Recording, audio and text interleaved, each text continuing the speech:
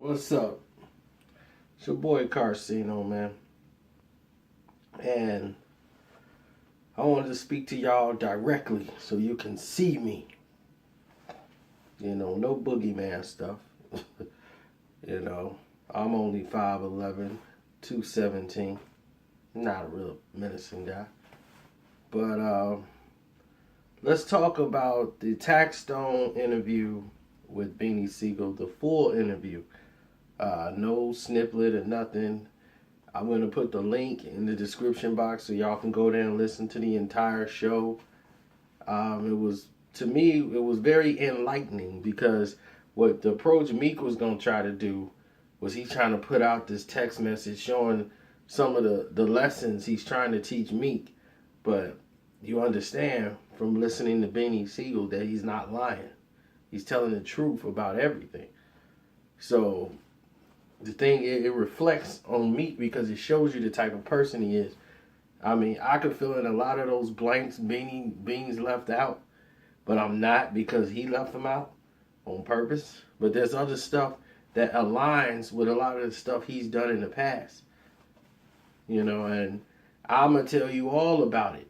Don't worry, we'll get there. You'll see why Rick Ross is, everybody be like, where's Rick? Why Rick is keeping him at arm's distance? Why is that? Because he ain't the same guy he signed. See, people forget. I got a good memory, homie. I know a lot about you that you don't really know. But we're going to get into that. We're going to get into Atlanta. We're going to get into a lot of stuff. We're going to get into when you were like near Compton, what happened?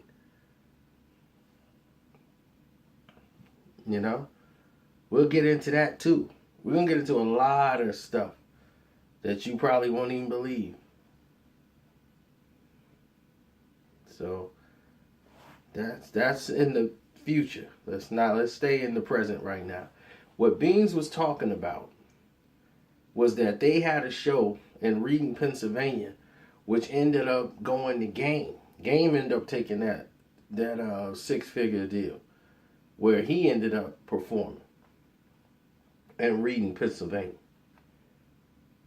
So he took the money. Now Meek could end all this by doing an interview, but he won't.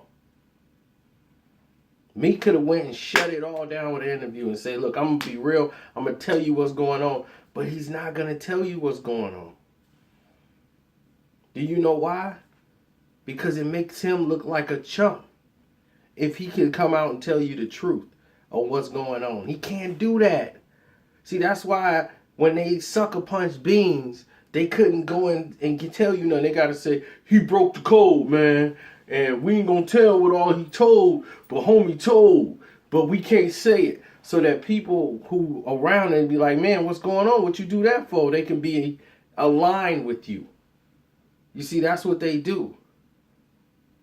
It was this dude that supposedly had a beef or a problem with me, but would never tell me the problem or whatever. And then anybody else who know both of us would be like, man, what's up with you and homie? I don't want to talk about it, but yeah, we ain't cool. But I don't want to talk about it. Because talking about it means he have to tell them exactly what happened. And if he tells them, they going to be like, for real? That's the reason? And they know that. And they going to be like, that's too weak. That's a sucker move. So they'll rather say, I don't want to talk about it.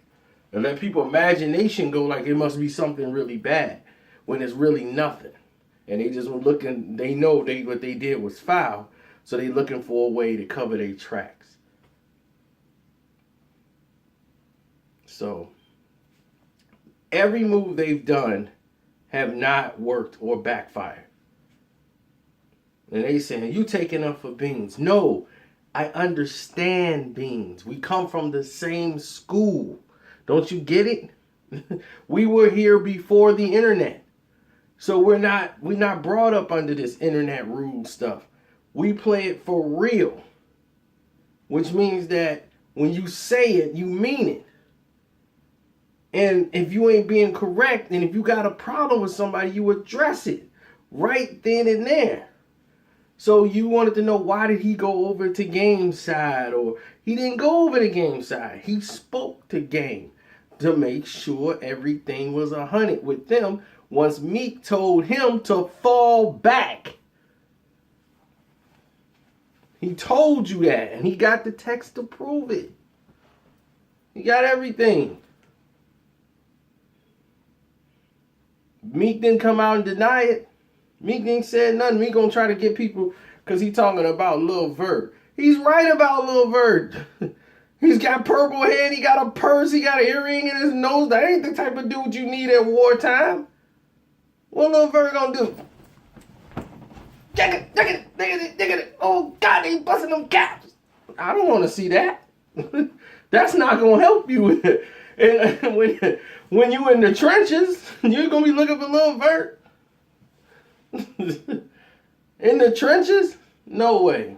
That's not what you want. So, you know, you dealing with somebody like Beans. Like he said, it's the truth. His name is solidified. He put Philly on his back. All these guys had an opportunity to eat because of Beans. And then some more, but Beans stole money from us. Beans ain't stole no money from no ocean. These people just want to come up with any little thing they can to try to justify running behind Meek Mill. It's like, stop it. You down 89-0 in the fourth quarter. It's safe to say you're not going to win the game. You know, it's over. Okay? Try something else. Because this ain't working, bruh. It ain't. You know, I just give people a dose of reality, the truth. See, people want me like, you're being biased. Tell both sides. The truth is one side, baby. It's one side. That's just the way it is. It's straight down the middle.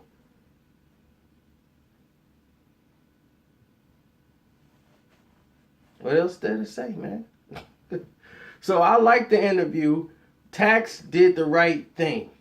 He let Beans talk. You don't cut him off. You don't try to jump in with some questions to try to lead him somewhere. Let him talk. All you got to do is give him Beans the mic and back up. Let him talk. Let him get it out. Let him say it the way he want to say it. What did he say to Game now that was of any importance? Nothing. Because Meek don't have anything that's important. That's on anything. He told the truth. What didn't we know about Meek? Beans went on a radio interview and said he was writing the song. And they said, stop, hold up. You said you was writing? See, the thing is, Meek has gotten too big for his head. He's living in somebody else's house in Cali. She's telling him what to do. She's basically giving him money. So her money is basically, he's spending her money because he's not doing shows. His money dried up like a well. If it wasn't for Nicki, he's still on that tour money. He wasn't doing those shows. And the guy in Pennsylvania was finna book him. It was one spot in Vegas and then out here in Brooklyn, in Pennsylvania. They were finna offer you 6 figures. You got paid $75K in Miami. You got paid another, I think 100 stacks to host a party in Vegas. That was it. And Nicki's people hooked you up with that. You have done nothing. And you got all these people thinking you finna take care of them. Good luck with that. I don't tell y'all don't subscribe to Meek or don't. If you like that kind of music, by all means, go ahead. But to me, I know what he is. I know the shadiness he's done.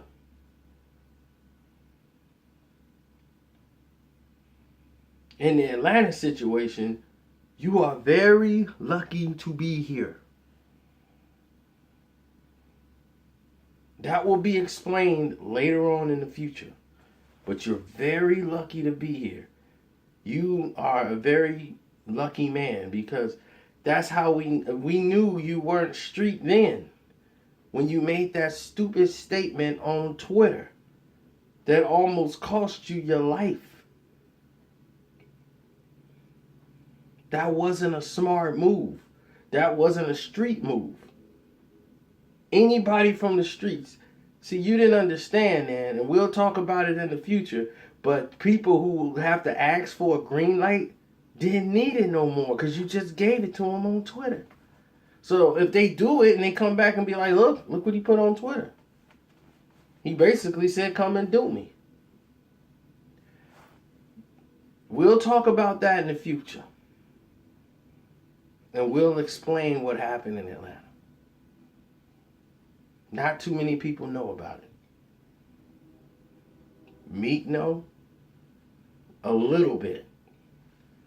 But he know the whole scenario leading up to Atlanta.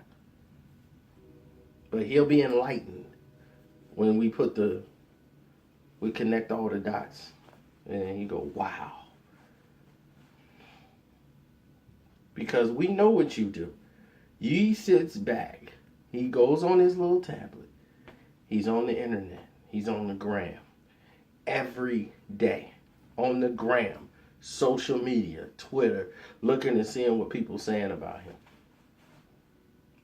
He Googles his name. Every day. You see, I got people in Philly.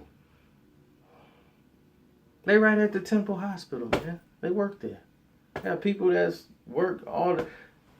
I know people everywhere, man. It's like, you think I would just come to Philly and don't have people that know me somewhere and be like, hey, man, come on out here to Philly. Oh, I can't come out there. Come on, man. I got people everywhere. It's just like everybody else. They got family. You got people you know. People in Chicago hiding out in Philly. Like, look, I'm going to Philly. They don't like New York. They move to Philly. Philly's more what they, in tune with. My Muslim brothers, they pray all day. The House of Yod Israelites, they out that way. So, believe me. That's why I keep telling y'all, don't worry about me. I ain't scared to go to Philly. I'm scared of my strength when I get to Philly on what they might do if somebody tried to harm me. They don't like that. No, not at all. Believe me, the House of Yah will not allow me to be harmed. That's why I don't want to go there to create that controversy, that moment. Because somebody wouldn't be hurt. And why do that? I mean, I don't need the YouTube hits. Believe me, if this was about YouTube hits, there's so much you don't know that I could say that would make people just, like, I don't like DJ Envy. Don't like him. But I know something that would just blow him up. He wouldn't be able to sleep at night. He'd be so mad. He couldn't even do the show. But I don't say it because out of respect. He didn't do anything to make me want to put that out there. I just say that's not cool to put out there on him. So I don't do that to Envy. But I don't like DJ. Met him a few times because we got mutual friends. Don't like him at all. Don't like his attitude, nothing about him. So people might say he's a nice guy now. He didn't have a Breakfast Club then. I don't think. But didn't like his attitude. I think he was just getting on and just getting some paper or whatever, and